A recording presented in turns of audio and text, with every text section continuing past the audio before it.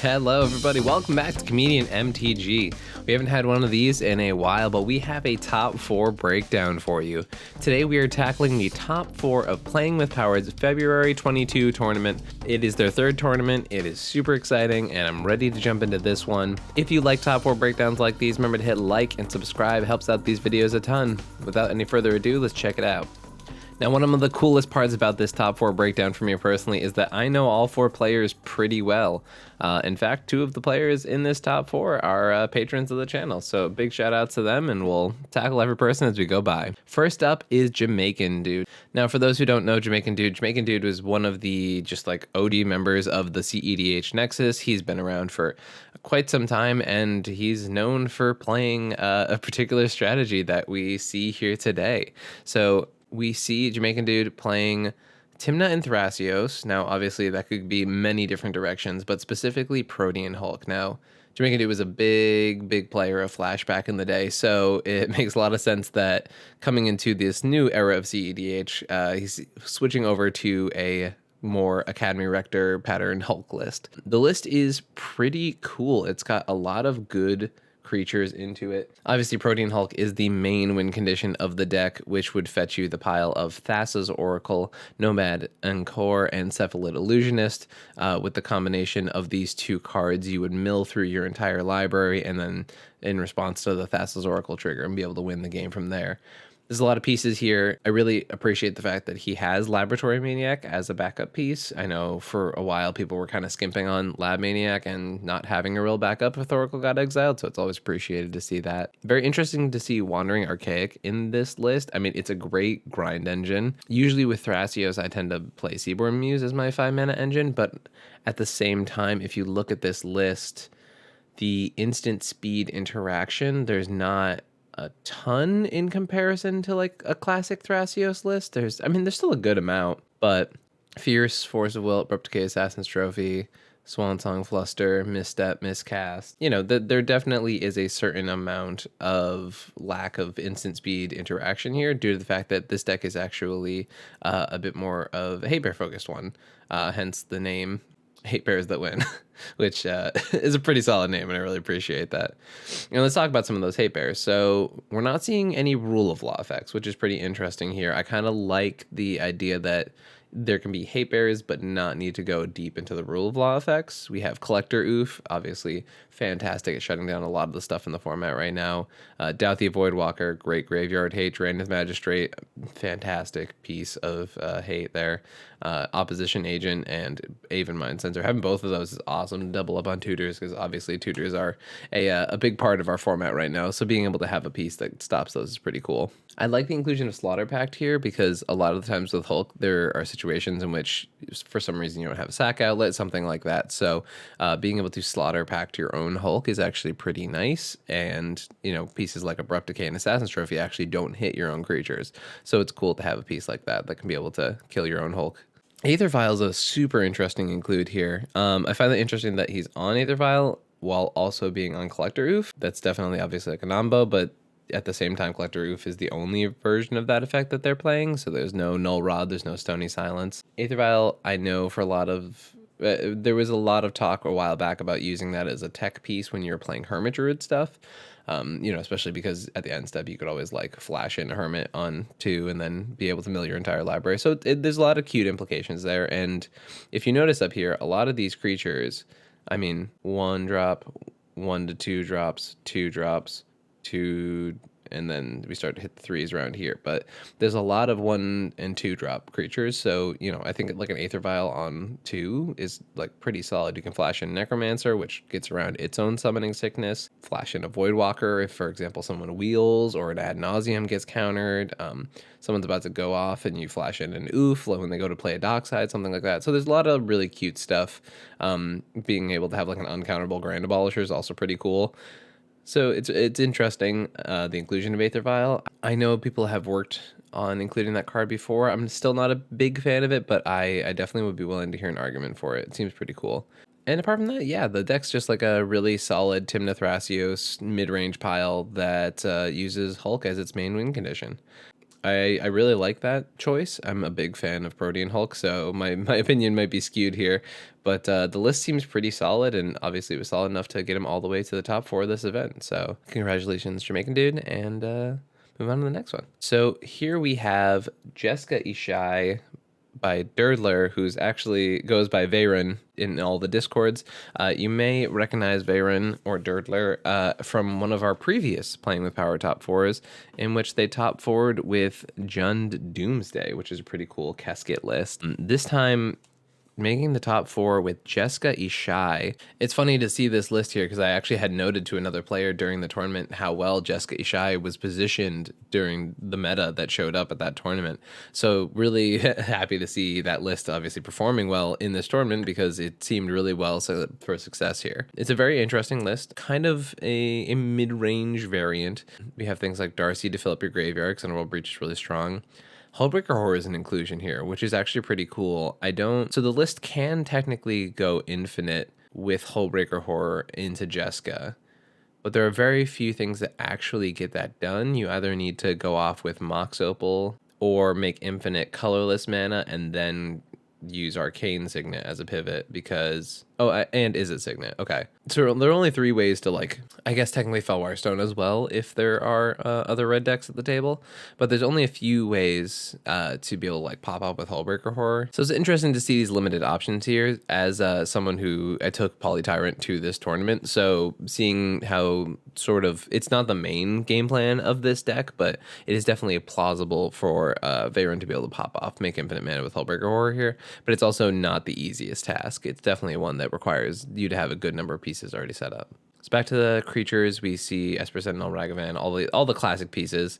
Choosing to play Flame Scroll Celebrant, which I think silence effects are like stupid strong right now, so adding another one to your deck for double white, and in a deck that doesn't seem too bad to hold up mana, seems pretty solid here. Grand Abolisher, same thing. Ranger Captain, same thing. Stormcandle Artist, super cool include. This deck doesn't seem like the most stormy, so I definitely would love to hear the thought process behind that inclusion. Going over to the sorceries, I love the inclusion of Rolling Earthquake. I'm a huge fan of that card. I think it's pretty underplayed, especially in lower color decks, the decks that can't play Deluge.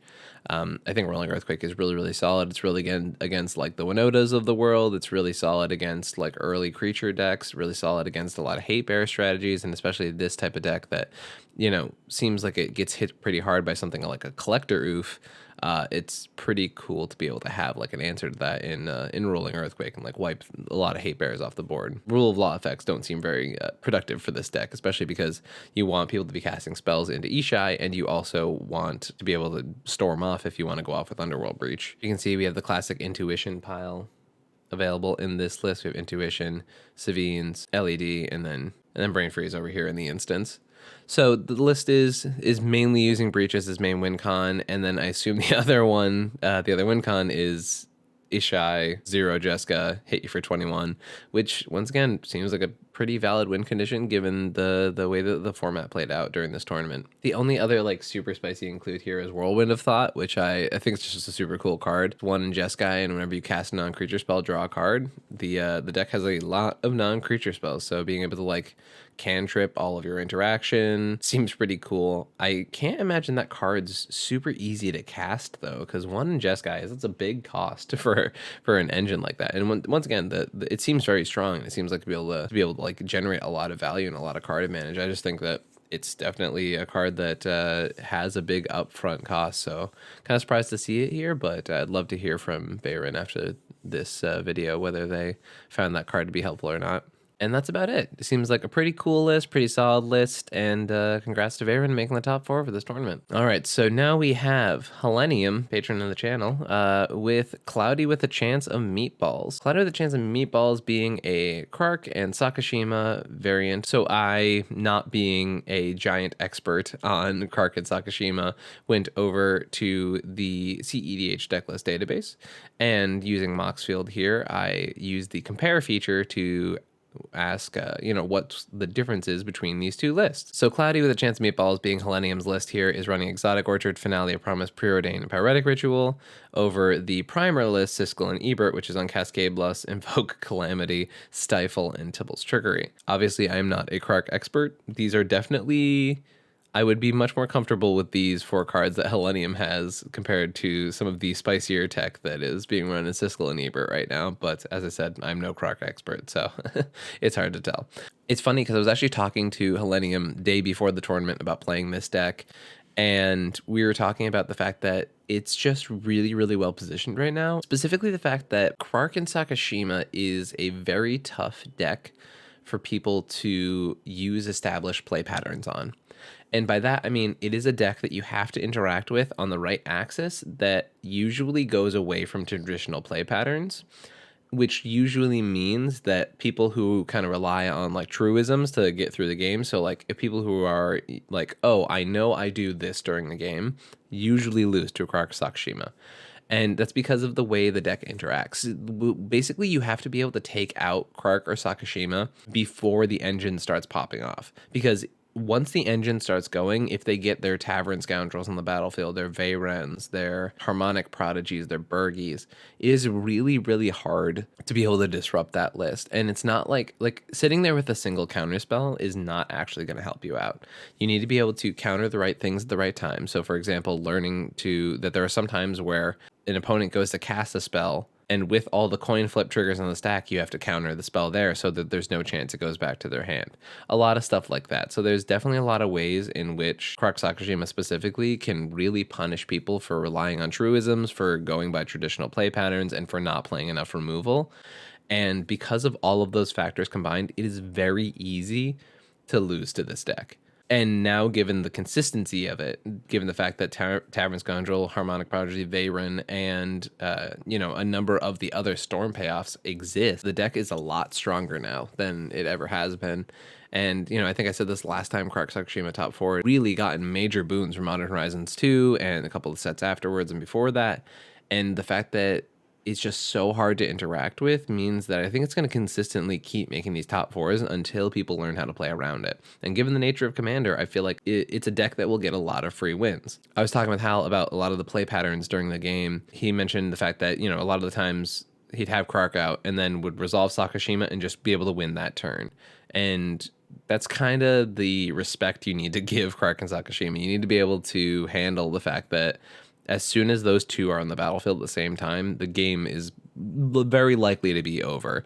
We were literally playing in a couple pods the day beforehand, and the only reason they weren't able to steal a bunch of games was because a bunch of us were like, all right, remove Krark now, we got to get rid of it. So it's a deck that deserves a lot of respect. And once again, a lot of stuff like removing Krark and Sakashima, not letting them resolve spells that may just be the draw spell at the time, but that will actually get them further value. So for example, a card like Jeska's Will in a deck like Turbo Naz is a card, it's a very strong card, but you can also counter the thing they get off the Jeska's Will. In Krark Sakashima, you can never let them resolve a Jeska's Will if they have their commanders out, because a lot of the time they just start kind of infinitely casting Jeska's Wills, because they'll make the mana, Jeska's Will copy and then put it back to their hand, and they'll make the mana, and meanwhile they're flipping 3 cards every time they do that, and cards like that just become absolutely insane. The deck is super cool. The fact that it kind of went from the meme deck of cEDH to a consistent top 4 placer is pretty cool. Modern Horizons 2 is a major part of that equation for sure. A lot of people put a lot of good work into this list, but the printings that helped it out were very, very strong, and it's going to consistently steal games. Congrats to Hellenium on a great performance with this deck. I know he's put a lot of hard work into his list. Moving on to number 1 spot. So our number 1 player is label here on Moxfield is Goosey. This is Gustav. Gustav is someone that I have been hyping up for a really long time. He top forward another Playing with Power tournament, I believe the first one. And I told people for quite some time, and I think there's actually a recording out there somewhere. We'll see if I can. If I can insert it in here, I'll do it right here. I said very publicly in that tournament that top 4 would not be Gustav's last top 4. Gustav also top 16 tier 1 con. He is a very, very solid player.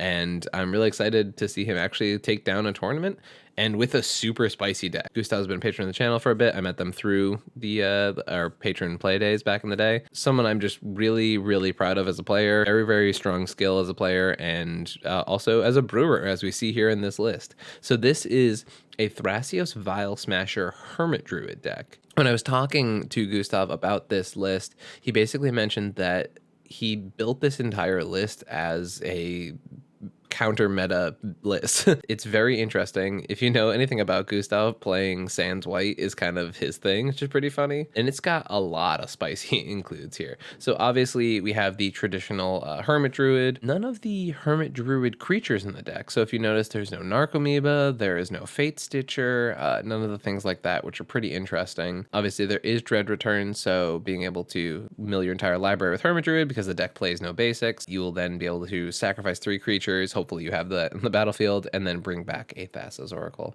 As I mentioned, no creatures in this list that automatically get milled over and put onto the battlefield. So it's one of those things where you can play Hermit Druid, but you can't go for like a really, really early Hermit Druid because of the fact that you need to have creatures on the battlefield. Luckily, Hermit Druid is one of those creatures. Your commanders are super cheap. You have a 2 and a 3 drop.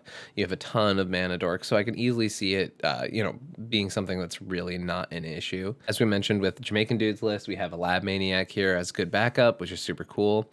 Probably the spiciest card, and the card I think that maybe the most slept on in this format right now is Divining Witch. So Divining Witch is basically a demonic consultation on a stick. It's 2 to cast, it's a 1/1, and for 1 and a black, you can discard a card from your hand and basically do demonic consultation. So name a card, move the top 6, reveal until you hit that card. It's just so strong into rule of law effects. It's really good at assembling your consult combo. So if you think about it, Divining Witch, you can have it, right? And then as soon as it doesn't have summoning sickness, you can go, okay, I'm going to pitch a card and I'm going to name Thras Oracle. And then you flip over cards of your library until you get your Thras Oracle. And you can do that at instant speed. So like on the end step before your turn. And then on your turn, you can untap your Divining Witch. You can go to cast your Thras Oracle, and it's still there ready to be another demonic consultation. So with Thras Oracle's ability on the stack, you can then activate Divining Witch again and get rid of the rest of your library. So being able to have like a 1-card consultation assembler is really, really strong. I believe he's also on Consult and is also on Tainted Pact as well. So those options are obviously available, especially given the fact that, you have Hermit Druid, Lab Maniac, and Thras Oracle. It makes sense that you would want to be on all of those effects. Fiend Artisan's a super cool include here. Definitely allows you to get your Hermit Druids and a lot of your creatures that provide you a lot of value pretty easily. Notice a lot of reanimation effects in the sorcery realm. That's really good if you're going for the Hermit Druid lines. It's really good if you are playing a lot with the graveyard, which this list definitely is. It's also on Underworld Breach. So this is also a Breach deck. We have LED, obviously Brain Freeze up here in the instance. And yeah, so it's a Breach deck. This deck once again cares a lot about the graveyard, but it's really cool that it can pivot and not worry about the graveyard, right? It can pivot to just playing the regular consultation plan, which seems pretty strong.